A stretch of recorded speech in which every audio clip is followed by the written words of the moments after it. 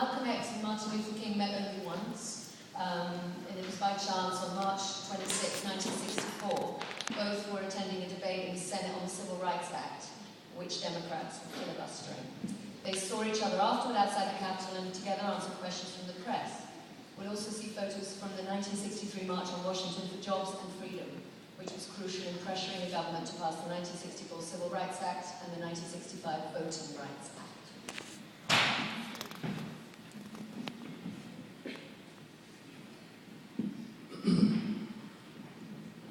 We want to have an off-the-cuff chat between you and me, us. We want to talk right down to earth in a language that everybody here can easily understand. We all agree here tonight, all the speakers have agreed that America has a very serious problem. Not only does America have a problem, but our people have a problem. America's problem is us. We're her problem. The only reason she has a problem is she doesn't want us people. And once you face this as a fact, then you can start plotting a course that will make you appear intelligent instead of unintelligent. But what you and I need to do is what you and I need to do is learn to forget our differences. When we come together, we don't come together as Baptists and Methodists. You don't catch hell because you're a Baptist, and you don't catch hell because you're a Methodist. You don't catch hell because you're a Methodist or a Baptist, and you don't catch hell because you're a Democrat or a Republican. You don't catch hell because you're a Mason or an Elk, and you sure don't catch hell because you're an American, because if you were an American, you wouldn't catch hell. You catch hell because you're a black man. So we're all black people, so-called Negroes, second-class citizens, ex-slaves. You're nothing but an ex-slave. You don't like to be told that, but what else are you? You didn't come here on a Mayflower. You came here on a slave ship. We have a common enemy. We have this in common. We have a common oppressor, a common exploiter, and a common discriminator. But once we realize that we have a common enemy, then we can unite on the basis of what we have in common. And what we have foremost in common is that enemy, the white man.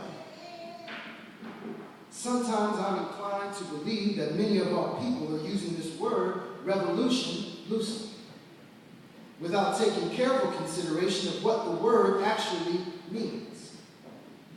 When you study the historic nature of revolutions, the motive of a revolution, the objective of a revolution, and the methods used in a revolution, you may change words. Look at the American Revolution, 1776. That revolution was for what? For land. Why did they want the land? Independence. How was it carried out? Bloodshed. The French Revolution, what was it based on? The landless against the landlord. What was it for? Land. How did they get it? Bloodshed. Was no love lost, was no compromise, was no negotiation. I am telling you, you don't know what a revolution is. You haven't got a revolution that doesn't involve bloodshed, and you're afraid to bleed. I said you're afraid to bleed. As long as the white man sent you to Korea, you bled. He sent you to Germany, you bled. He sent you to the South Pacific to fight the Japanese, and you bled. Oh, you bleed for white people, but when it comes time to seeing your own churches being bombed and little black girls being murdered, you haven't got any blood.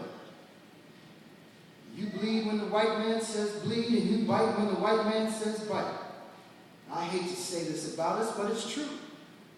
How can you justify being nonviolent in Mississippi and Alabama when your churches are being bombed and your little girls are being murdered, and at the same time you're going off to get violent with Hitler or Tojo or someone else you don't even know?